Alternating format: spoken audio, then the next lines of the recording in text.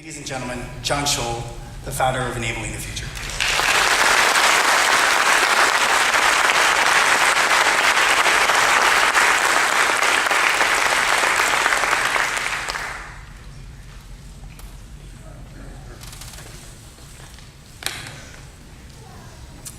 Thank you all. Actually, how about if everybody stands up and applauds each other and takes a look at each other, because this is the big event. If we weren't here, this wouldn't be happening.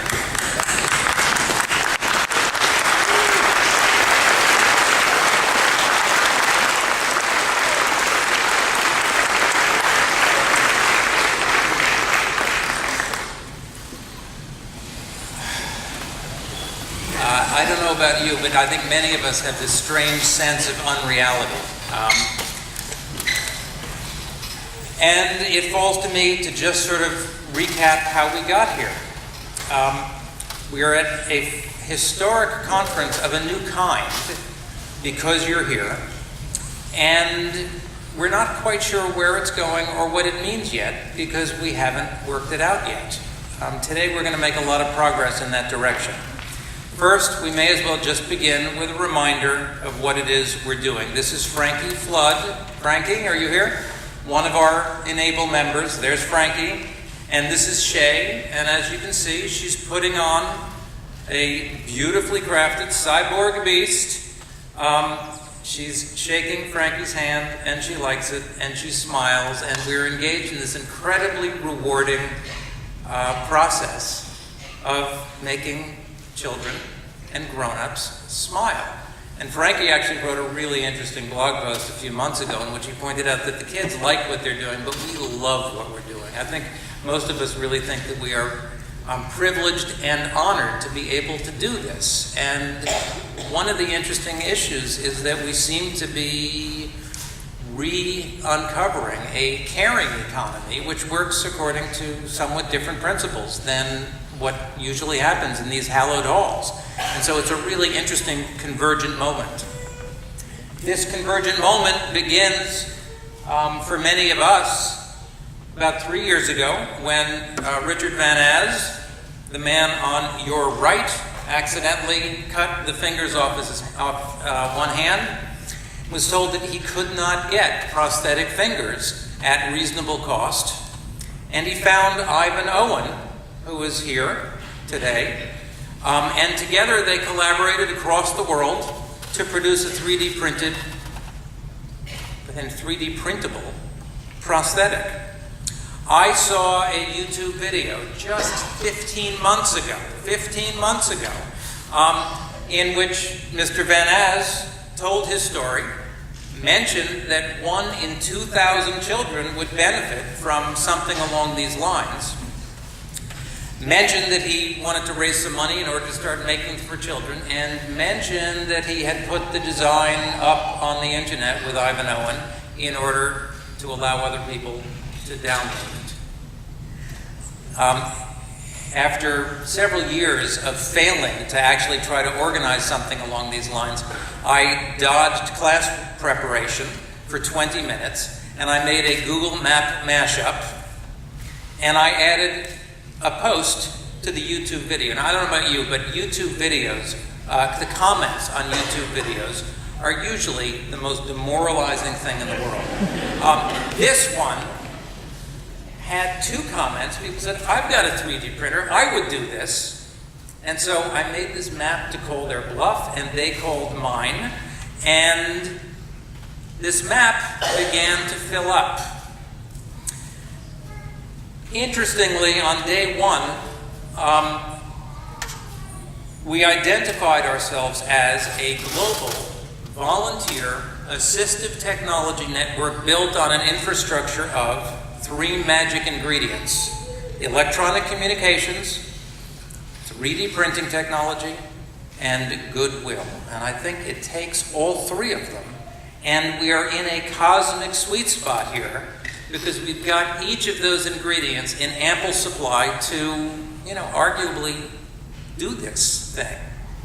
The original vision and the original technology, for any of you who haven't gotten it yet, imagined that people would see one of these things, they would get a 3D model like this, which they could customize for someone with a special hand. They could use a 3D printer, which is basically a glue gun that goes back and forth, putting down a thin stream of plastic to build up 3D objects. And then they would assemble this thing, which is a handcraft for crafting hands. And after a fair amount of time, and we've made that time significantly less time-consuming as of today, as we will discuss, somebody can pick up a spoon, pick up a cup, have a good time, and by the way, then say thank you very much. It's really that simple. In a sense, this isn't rocket science, but you know, I heard someone from NASA use that line and said, and that's not rocket science either. It's actually deeper than rocket science. So there we are. And I thought it was a 20-minute experiment, but in truth, as the thing filled up, we had, if I recall, 70 people within 6 weeks. They started to call. And I began to realize that the notion that you would just put this idea out there wasn't quite right. So we created a Google Plus community. When I took this picture, like 5 days ago, we had just crossed the 2,000 member mark. Today, I'm going to guess we're up to 2,040. We have been growing by about 10% a week for 15 months, and this month, I think we're probably growing by 15% a week. So here's a little math puzzle for you. If on this day, if on yesterday, in the year 2014, we had 2,014 members, next year on this day, in 2015, we will have, I did the math, I mean it could be hundreds of thousands of members at the growth rate we're currently involved with. There are only how many billion people on the planet? We don't know how far this can go, but right now there's no indication that it's slowing down. So hot off the presses, you can see that there's something really interesting going on, and it's changing week by week. And today it changes in a big way, just today. The Google Plus community, which I invite you all to join. So here's a question. How many of you are in the Google Plus community? Look at that. Okay. And then there are all of you who are welcome to join the Google Plus community, which is where the collaborative work and the feedback and the interaction happens in spades. But the Google Plus community spawned a number of other websites, which are part of the electronic communications portion of our secret recipe. It is maintained by the indefatigable Jen Owen, who seems to show up everywhere. And this is actually the channel through which many parents and kids find us. But there's also the website maintained by the indefatigable Jen Owen, called enablingthefuture.org, and as many of you know, that is the go-to place for what you're doing. More recently, we have a new Facebook page called e-NABLE Families, maintained by the indefatigable Jen Owen, which is for families, including many of you, who are beginning to use and beginning to work with us. Because, as we will see in a moment, there's a great deal of actual design work and collaboration going on with the children and with the families. In fact, one of the things that has astounded me is that this network is about creation of new devices, not just about the fabrication and delivery of existing devices. We have produced many, many designs, and we'll be going over all of these things in more detail.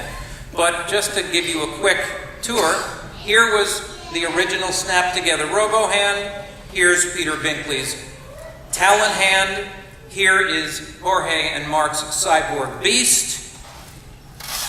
And these things already are being favorably compared to devices that cost a great deal more. Now, let me just say, to compare these things to a device, as Jeremy Simon said in this now notorious Fox News clip, is like comparing apples to oranges. I say it's like comparing peanut butter to caviar. But there are a lot of kids in the room who want peanut butter and will now be able to get it. And then we have cases like this. Greg Dennison and Luke Dennison are here. Where are they? Where are they? There they are. Whoa! So, Greg learned how to make a hand from Paul McCarthy, who may join us virtually later today. And Greg is in the construction business, but he learned how to make a 3D hand, and he actually learned how to design 3D hands because Greg and Luke realized that if one hand was good, two hands were better. One thumb is good, two thumbs are better. And so here you see Cool Hand Luke with his two-thumbed hand. Griffin is his name? Just got a glow-in-the-dark hand. That was a really cool idea developed by Tully, working with Karen Traphagen, who is somewhere here, or is actually getting some work done elsewhere in this room. Tully was asked, what color would you like your hand? He said, and it was a new idea, I think it should glow in the dark. It's a good idea. I had the experience of working with Derek on an early version of the RIT arm, and while I'm explaining what we're doing, Derek takes two prototypes, put them together, and says, can I have my arm this long? And it's a good idea. It's a good idea. So Derek can pick things up off the floor and reach the highest shelf. So the kids and the parents and the amateurs and the professionals are all coming together through this network of collaborative innovation and through the 3D printers. Indeed, as Derek demonstrates, we have come up with a way, and the kids got this before we did, of turning kids into superheroes. In the last few weeks, somehow, that theme has sort of hit us over the head. So there's a Wolverine hand, and there's an Iron Man hand, and there's a Teenage Mutant Ninja Turtles hand. And for all we know, we may soon go into the toy business and just start making hands that all sorts of kids can wear, but which will also offer these psychological and physical benefits to kids who formerly were a little bit embarrassed about the fact that they had latent superpowers. So we need to scale up, and this is one of the reasons we're here. Once upon a time, I imagined that one could put out a map and people would find each other and just take care of it. But of course, that didn't happen. So we now have an e-NABLE matcher who has a team of little e-NABLE matchers, and that's Melina. Is Melina here? There she is. Melina is e-NABLE matcher. Many of you have interacted with Melina. Ethan, her son, got a hand. And we got an e-NABLE matcher, which is actually part of the magic and what happens. And, yeah, right, no, she's a hero. And she does an amazing job of providing aid and comfort to all of us who are figuring this out as we go along. So that's part of the scaling up, is we have an intake process, and we have e-NABLE matchers, and we have people who work on this kind of thing. And we also are doing outreach now by putting e-NABLE tables with Hand-O-Matic software at maker fairs, public libraries, schools, and science museums. And that means that you don't even have to work with Melina. You don't even have to interact with our community, but we hope you do. You can go to the public library soon and use the Hand-O-Matic software that was managed by Laird Hopkin here, which I will demonstrate in a minute, which makes it really, really easy to just use this technology and make yourself a hand. The scaling up process today takes a jump forward because this conference has already made us realize that this is getting bigger and bigger, faster and faster. So we're reaching out now, not just to parents and to librarians and to school children, but also to the medical professionals, the prosthetists, the orthotists, all of the people who know how to do what we are figuring out how to do, and all of the people who we hope will soon have inexpensive alternatives to add to their range of options that they can offer to clients. There's no question that high-tech and expensive devices are going to be extremely valuable for a lot of people. But there is no question that relatively low-tech, do-it-yourself, inexpensive devices are going to be extremely valuable, probably to even more people. And there's no question that we need medical professionals to make sure that these things do no harm. So this is a really important event. To the prosthetists who came here, first of all, thank you very much, because to some extent you're going out on a limb. And by the way, would all of you, the medical professionals, not yet another hand joke, that's right. Would the prosthetists stand up just so we know if you're willing to be identified? All right.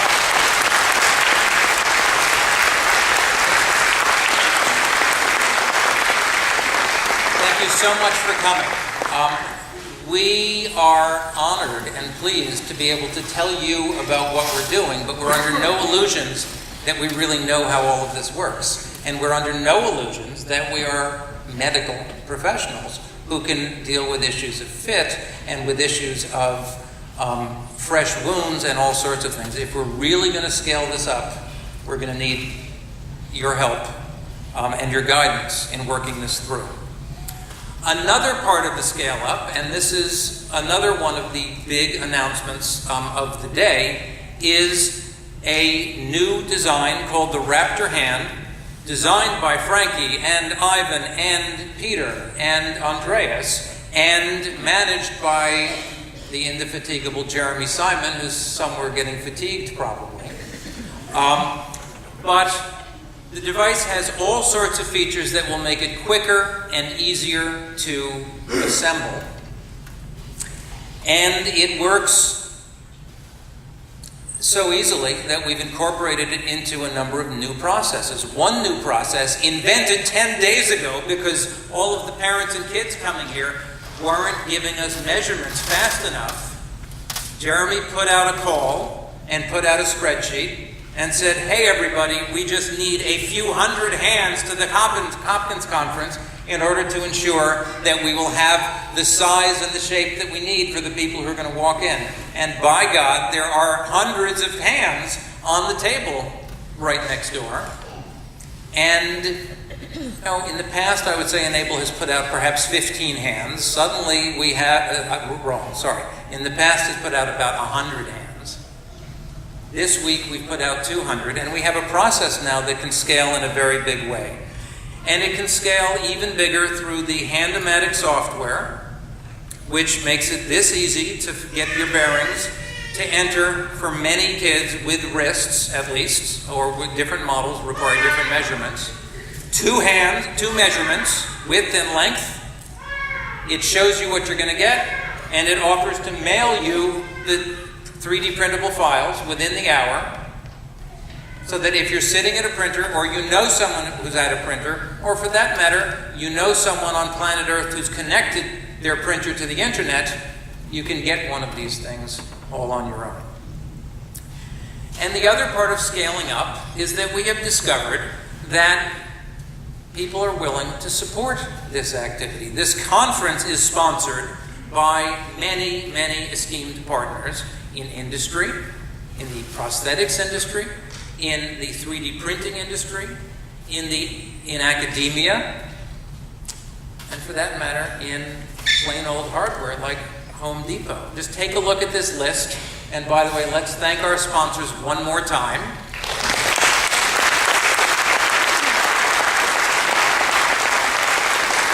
When you meet them, please thank them, look them in the eye, and tell them this is just the beginning. And we're about to begin. So let me talk just a little bit about the structure of the day and what's happening.